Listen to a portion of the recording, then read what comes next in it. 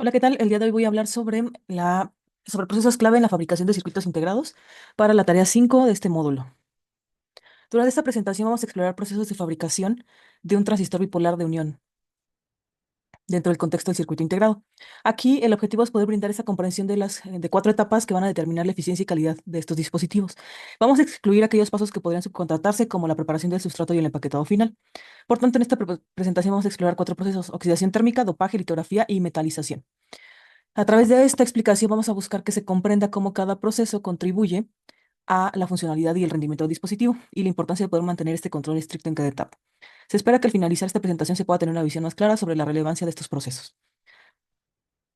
Empezando por la oxidación térmica, esta capa de óxido de silicio va a actuar como un material dieléctrico que se aísla eléctricamente en distintas partes del dispositivo. Además, la oxidación térmica se basa en esta reacción química entre el silicio y un agente oxidante que puede ser oxígeno o vapor de agua. Por ejemplo, la reacción química para la formación de dióxido de silicio en el caso de oxidación en seco es silicio más O2 y me da este dióxido de silicio.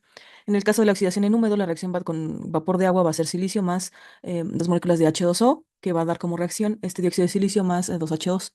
Y estas reacciones van a producir una capa de dióxido de silicio que crece desde la superficie hacia el interior del silicio. Ahora, con respecto a la oxidación, estos procesos que están como la térmica versus la húmeda, en la térmica seca, el método se introduce oxígeno seco en un horno donde se puede encontrar sustrato de silicio a alta temperatura. Produce una capa de óxido de silicio muy densa y uniforme, ideal para aplicaciones donde se requiere un aislamiento de alta calidad, como transistores MOSFET. Este proceso es relativamente lento, por lo que puede aumentar el tiempo de fabricación. Por otro lado, tenemos la oxidación térmica húmeda. Este método, el sustrato de silicio se expone al vapor de agua a alta temperatura, permitiendo una oxidación más rápida en comparación con el método seco. También se van a crecer capas de óxido más gruesas en menor tiempo, por lo que va a ser adecuada para aplicaciones donde se necesitan capas de óxido más espesas y no se requiere un control más preciso. Por tanto, esta capa de óxido es menos densa y puede presentar defectos o variaciones en comparación con el óxido seco, impactando en aplicaciones que requieran alta precisión y aislamiento perfecto. Con respecto al proceso y la maquinaria, se va a llevar a cabo en hornos de alta temperatura diseñados para mantener condiciones controladas de temperatura y flujo. Estos hornos van a requerir un entorno de sala limpia para evitar que impurezas afecten la calidad de capa de óxido. También se debe tener este sistema de control de temperatura preciso para que la velocidad del crecimiento de la capa de óxido pues depende fuertemente de la temperatura. Con respecto al personal y condiciones requeridas, se requiere personal capaz de monitorear y controlar parámetros como temperatura y flujo de gases, asegurando que la capa de óxido tenga calidad y uniformidad.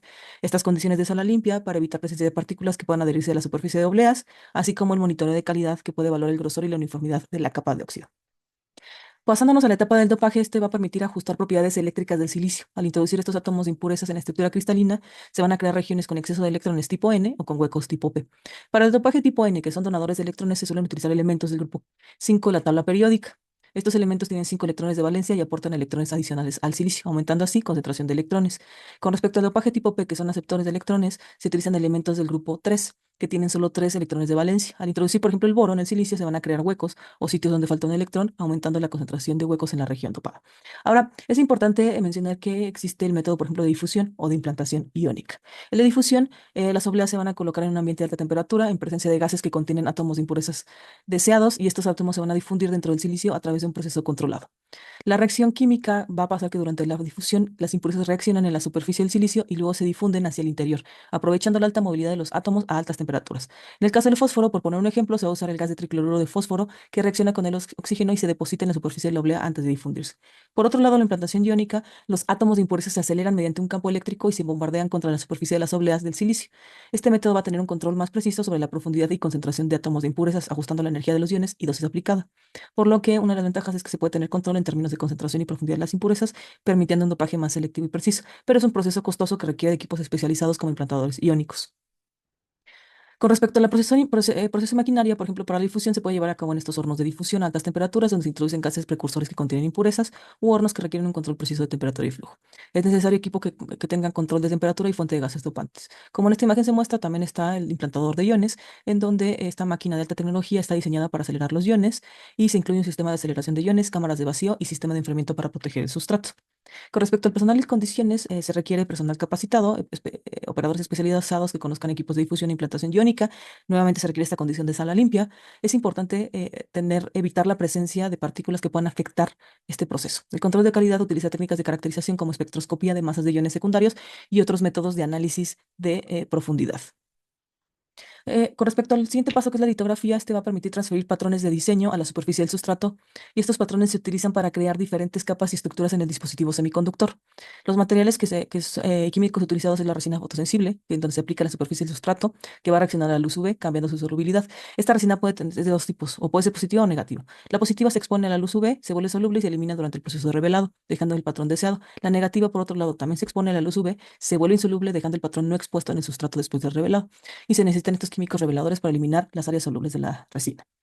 Por lo que la preparación del sustrato antes de la litografía, estas obleas deben limpiarse para asegurarse una superficie libre de contaminantes que puedan interferir en la adherencia de la resina. Se debe aplicar esta resina fotosensible mediante el proceso llamado spin coating. En este método la oblea gira a alta velocidad mientras la resina se aplica. Es importante mencionar que la uniformidad y el grosor de cada capa de la resina se controlan ajustando la velocidad de giro y la viscosidad de la resina. Después de esta aplicación, la oblea se somete al secado llamado pre-bake para evaporar solventes de resina y mejorar su adherencia. Una vez pasado esto, la oblea cubierta de resina se va a colocar en esta máquina de alineación y exposición. A través de una máscara se va a proyectar luz UV sobre la resina, por lo que las áreas de la resina que están expuestas a la luz van a cambiar su solubilidad según el tipo de resina utilizada. La oblea se va a sumergir en esta solución reveladora que disuelve las áreas solubles de la resina fotosensible. Después se vuelve a realizar un segundo horneado post-bake para endurecer la resina restante. Existen varias técnicas como la litografía óptica, en donde se utiliza luz UV para crear patrones, la técnica más común de la fabricación de semiconductores. También está la litografía de electrones, que utiliza unas de electrones en lugar de luz, permitiendo patrones de resolución mucho más alto, pero es un proceso más lento y costoso. También está la litografía de rayos X, donde se utilizan rayos X de longitud de onda muy corta para mejorar la resolución de patrones. Ofrece una alta precisión, pero también es costosa y menos común en la producción en masa. Con respecto al proceso y la maquinaria, se requieren estas máquinas de alineación y exposición, máquinas que proyectan luz UV en la oblea, el spin coater, los tornillos de pre-bake y post-bake y los reveladores. El personal y condiciones, nuevamente este personal debe estar capacitado en este proceso, en las técnicas de exposición y tiempos de revelado, en condiciones de sala limpia para evitar que exista algún defecto en el dispositivo final por alguna partícula de la superficie que afecte. El control de calidad también, después de cada paso es necesario que este personal también sea capaz de inspeccionar, ya sea con microscopios electrónicos, inspección óptica para detectar cualquier defecto. Pasándonos a la metalización, tenemos el paso en donde se proporcionan las interconexiones eléctricas necesarias para unir los componentes activos y pasivos dentro del circuito. Los materiales usados pueden ser aluminio, que es el material de metalización más común. Por su bajo costo, tiene buena conductividad eléctrica, pero puede sufrir problemas de electromigración. Tenemos el cobre, que ofrece una mejor conductividad eléctrica que el aluminio, más resistente a la electromigración, pero es más difícil de procesar y requiere técnicas de encapsulación. Tenemos los otros elementos como titanio, tungsteno y níquel, en donde se utilizan en capas intermedias como barreras de difusión para mejorar la adherencia y evitar que el cobre se difunda en el sustrato de silicio. Entonces, es importante mencionar que existe deposición física de vapor PVD, en donde se evapora en un ambiente vacío y luego se condensa sobre el sustrato formando una capa delgada. La otra es la deposición química de vapor, donde los gases precursores que contienen el metal reaccionan químicamente en la superficie del sustrato formando esta capa metálica, o la electrodisposición, donde el sustrato de silicio se coloca en una solución electrolítica que contiene iones del metal deseado. Al aplicar una corriente eléctrica, estos iones se van a depositar en el sustrato y puede ser ideal para capas gruesas de metal. Con respecto al proceso de maquinaria para cada uno de estos elementos, por ejemplo, el equipo de PVD, pueden incluir cámaras de vacío para el sputtering o la evaporación térmica. Estos equipos permiten controlar el flujo de átomos de metal y espesor de la capa. También tenemos reactores de CVD, que son utilizados para la deposición química de vapor y el control de estos gases a alta temperatura asegura la capa de metal uniforme. También tenemos sistemas de electrodeposición que pueden consistir en tanques de solución electrolítica con electrodos de metal y sistema de control de corriente. El personal y condiciones requeridas es también que conozcan de estas técnicas de deposición y control de calidad, deben estar capacitados para ajustar los parámetros, se requiere esta misma condición de sala limpia y el control de calidad también este personal debe utilizar herramientas de inspección como microscopios ópticos y de electrones para detectar posibles defectos. En realidad, toda esta condición de sala limpia viene desde el inicio. Es importante que el personal esté totalmente cubierto con trajes especiales y también con guantes, cubrebocas y lentes para evitar también que cualquier partícula que salga de este proceso también afecte al cuerpo. Y es común que existan estas limpiezas en cámara de gas o con el aire. Eh, en las, para concluir, es importante recalcar que cada uno de los procesos explicados juega un papel en la fabricación de dispositivos. Recapitulando, vimos que la oxidación térmica forma esta capa de óxido que proporciona el aislamiento eléctrico y define áreas activas, mejorando la eficiencia y estabilidad del dispositivo. El dopaje permite ajustar las propiedades eléctricas del silicio, creando regiones de tipo N y tipo P. La litografía define estos patrones sobre el sustrato, formando la estructura del dispositivo. La metalización proporciona las interconexiones eléctricas, permitiendo que los componentes funcionen en conjunto. Y al final, estos cuatro pasos es importante que se asegure este rendimiento óptimo para reducir la variabilidad entre dispositivos, mejorando la velocidad de eficiencia, así como su durabilidad.